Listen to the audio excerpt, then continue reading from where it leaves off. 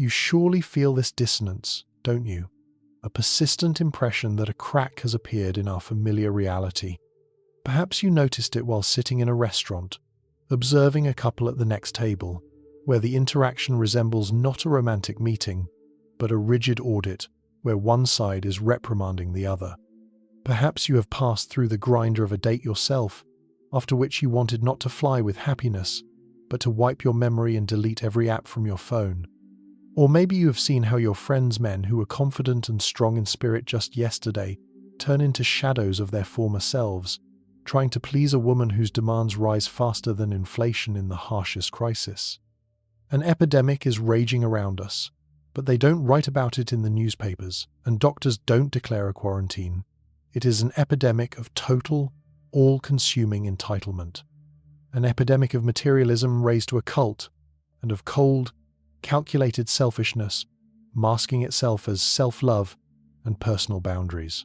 And the older a woman gets, the wiser she should seemingly become. But paradoxically, it is precisely in the over 40 category that we observe the peak of this anomaly. And more men, looking at this surreal landscape, ask the same question that hangs in the air like heavy smog: why?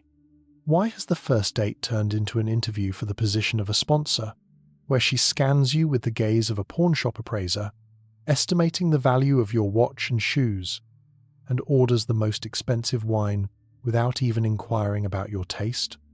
Why has elementary gratitude become an archaism, a museum exhibit, while the expectation that you are obliged to pay for the mere fact of her presence has become an unshakable norm? Why do relationships arise where her slightest discomfort is a tragedy of universal scale, requiring immediate intervention, while your real problems are toxicity that you must deal with yourself? Why, upon breaking up, do you always turn out to be the main villain, even if you carried the entire family on your back while she was searching for her destiny? Why do profiles on dating sites look not like an invitation to a dialogue, but like a list of ultimatums from a blackmailer? Give me everything, and maybe I will allow you to be nearby. Most men make a fatal mistake during the analysis phase. They personalize the problem. They think, I just had bad luck. She wasn't the right one. I need to search better. They believe that this is a question of individual morality, that somewhere there exists a reserve of correct women, and one just needs to find the right key or code. They think that if they become richer, more athletic, kinder, or, conversely, tougher, the puzzle will come together. But they do not see the main thing. They are looking through a microscope when they need to look at the global schematic. What if the behavior you are encountering is not a glitch in the program? What if this arrogance, this thirst for consumption, this emotional deafness is not an error of the system, but its, damn it, primary function? What if all this is actively cultivated, watered, and fertilized not by a secret society, but by something much more fundamental, ruthless, and omnipotent: economics? Today we descend into the very depths of this rabbit hole. We will talk about why modern relationships feel like sabotage, why so many unions are doomed even before you have ordered the first taxi, and why the very architecture of modern society is designed to keep you in a state of permanent disappointment, dependence, and loneliness. This video is not to incite resentment towards women. Resentment is an emotion of the weak. This video is to reveal the mechanics of the game in which we are all pieces on the board until we realize the rules. And believe me, once you see these invisible threads, the world will never be the same again. Let's start with an axiom that might seem cynical, but it sobers you up better than an ice-cold shower. The system is indifferent to you. It is indifferent to your happiness, your love, your legacy. The system, that giant mechanism, consisting of corporations, media holdings, government institutions, and cultural codes, runs on one single fuel: profit. This is not a conspiracy. This is the cold logic of the market. Things happen if they generate cash flow. Things do not happen if they are unprofitable. No one is sitting in a closed office planning how to destroy your specific family. But the cumulative vector of millions of decisions aimed at maximizing profit, creates a reality in which the family becomes an economically unprofitable vestige. When you understand this, the behavior of those difficult women over 40 stops seeming like madness. It acquires a frightening logic. They were not born this way. They were grown this way. They were shaped by an environment that monetizes dysfunction. Look the truth in the eye. Relationship instability is a goldmine for the economy.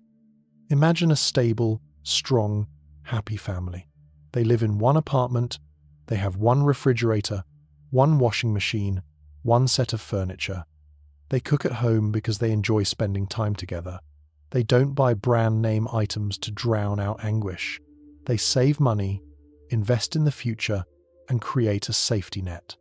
From the point of view of the aggressive consumer market, a happy family is a dead zone. They are bad consumers. They are too self-sufficient. They are unprofitable. Now imagine a breakup, or simply two eternally searching singles. Suddenly, the economy needs two dwellings, two mortgages or two rents, two sets of appliances, two utility bills. Realtors and lawyers enter the game. Oh, these specialists make fortunes on divorces, as do psychologists and personal growth coaches. Dating apps get new clients who, in desperation, buy premium statuses hoping to find someone. Food delivery services thrive because lonely people are too lazy to cook for just themselves. The beauty industry receives super profits because the woman re-enters the market and needs a marketable appearance to compete. This is called the GDP of broken hearts. Every breakup is a transaction. Every quarrel is potential profit. The system does not want you to calm down. The system wants you to remain in eternal search, in eternal stress, in eternal consumption. The dysfunction you feel as pain is, for the market, simply the sound of a cash register. Look at the wedding industry. It is the apotheosis of hypocrisy. Billions are spent on one-day spectacles. We were sold the idea that the perfect day is more important than the perfect life. No one earns from the advice. Guys, just sign the papers modestly and buy an apartment with this money. Everyone earns from convincing you. You must spend everything, get into debt, to prove your love. And the more lavish the ceremony, statistically, the shorter the marriage. Because the emphasis is shifted from content to form, from being to seeming. And when this house of cards collapses, the system is ready to receive you again. The divorce industry works like clockwork. Why have family law reforms stalled for decades? Why do courts still operate on templates from half a century ago, often discriminating against men?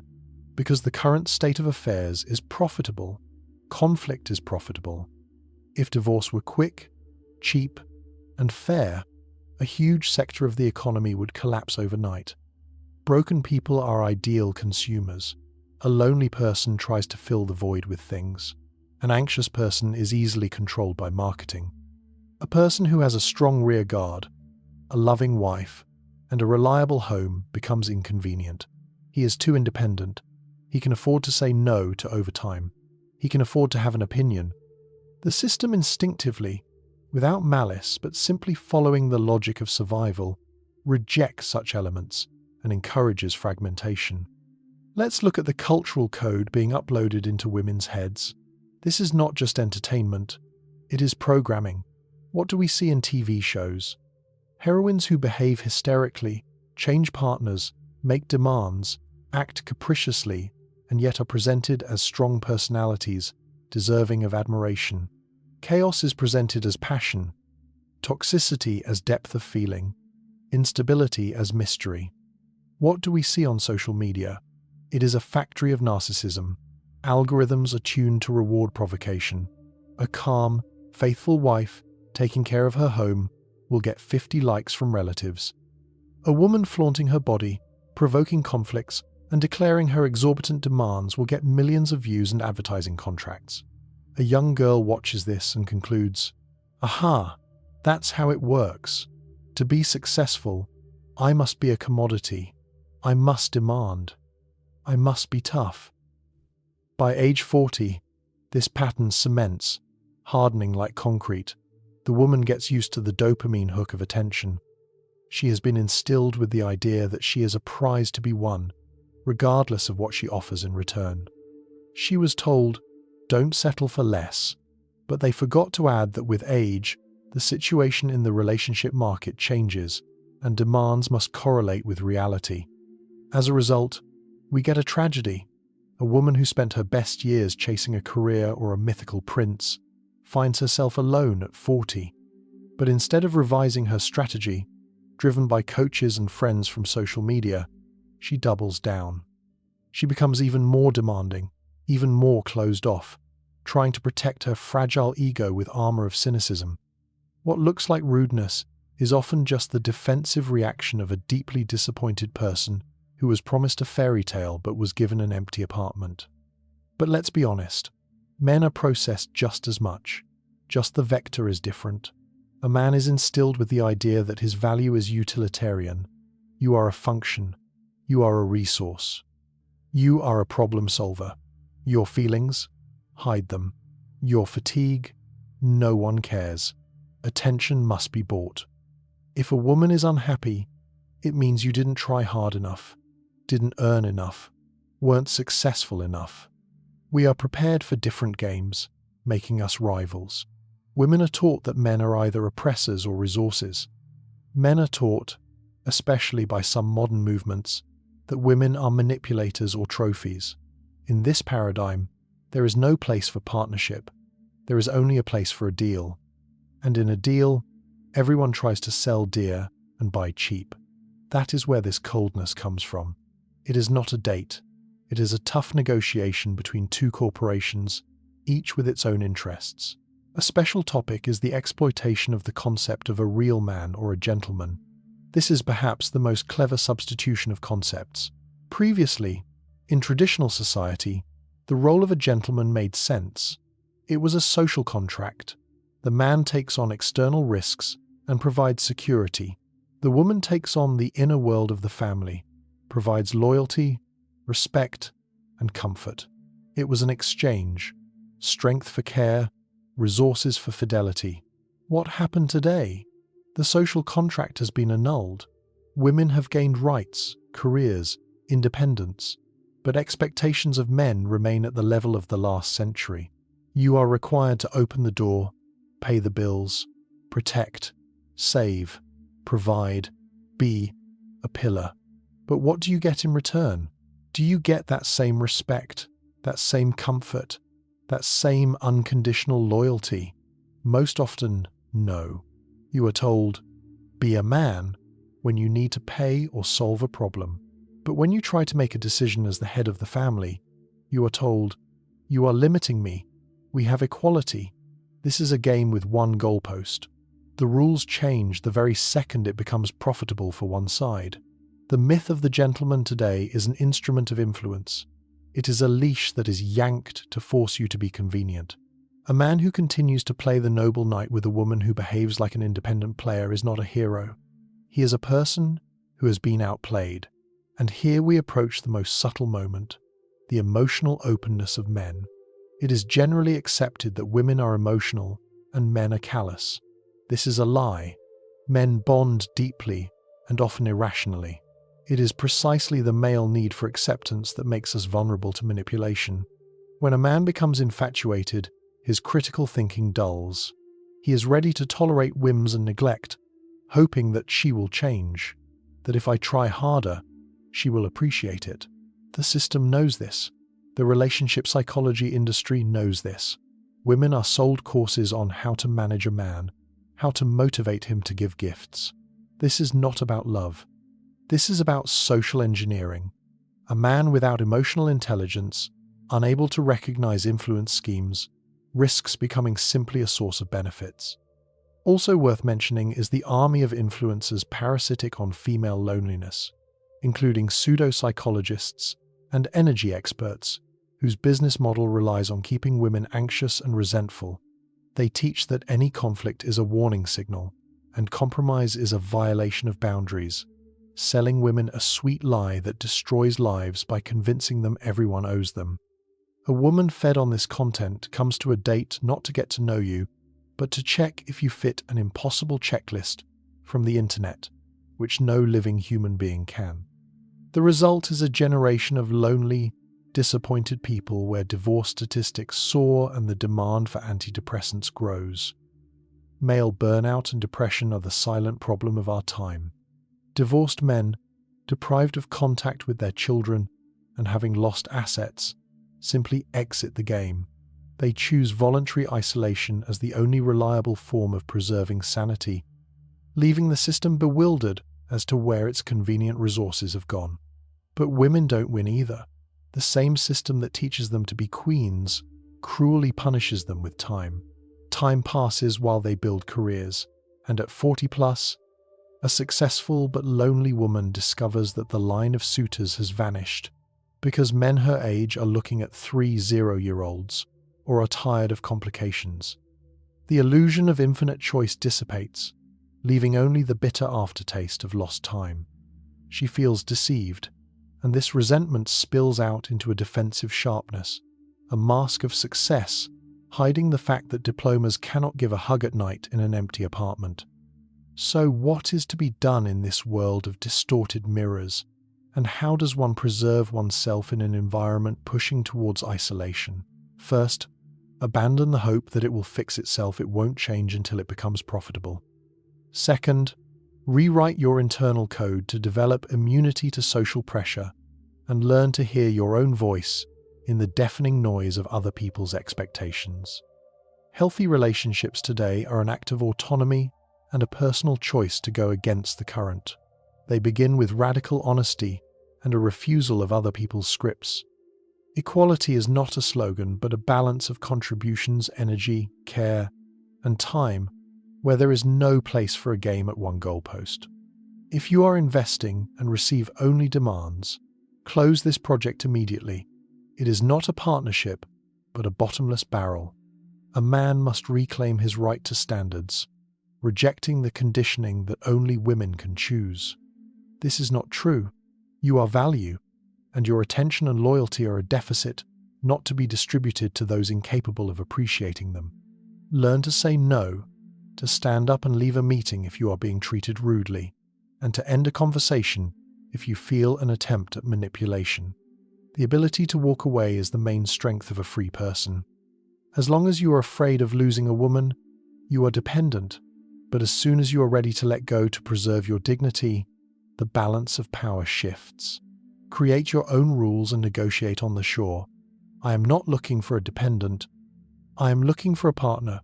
Those couples who survive and thrive today are people who have created their own microworld with their own laws, ignoring the noise of the outside world. And most importantly, become anti-fragile. Develop yourself not for women, but for yourself. Build a career, engage your body and spirit, find hobbies, travel, create strong friendships. Make your life so full and interesting that a woman is a welcome guest and companion in it, and not the sole meaning of existence. It is a paradox, but as soon as you stop needing relationships like oxygen, you become a magnet. Neediness is read instantly, and it repels. Self-sufficiency radiates calm and strength, and it attracts. When you have dealt with your internal issues, when you are not looking for a mommy or a trophy, when you see a woman as a human being and not as a way to solve your problems, you have a chance. A chance to find the one who is also tired of masks. The one who also wants to get out of the consumption race and build something real. They exist. There are few of them. They are hard to find in the information noise, but they exist. Why are there so many sharp and mercantile people? Because the world has gone mad with profit. Because we have all been misled by beautiful pictures. Stop being angry at them. Look at it simply like bad weather. You don't get offended by a storm, do you? You simply strengthen your house. Your task is to build your ark, to become the man who can pass through this storm and not lose course. The one who preserved clarity of mind, principles, and the ability to love in a world where feelings are being turned into commodities. And if you meet a woman ready to board this ark, not as a passenger with complaints, but as a reliable crew member, hold on to her. This is the greatest value. And if not, your ship is still strong enough for the voyage to be exciting and full of meaning. You are the captain of your life, and only you decide where to steer the course, regardless of the waves. If what you heard today resonated within, if you are tired of sweet lies and are ready to face the cold but liberating truth, then you have found your place. Psycheria Channel is the territory of common sense in a world that has lost its bearings. Here we do not look for the guilty, we look for causes. We reveal the mechanics of the system so that you stop being its resource. Subscribe to the channel. Turn on notifications. We have only just begun our dive into this rabbit hole, and believe me, the most interesting part is yet to come. Welcome aboard.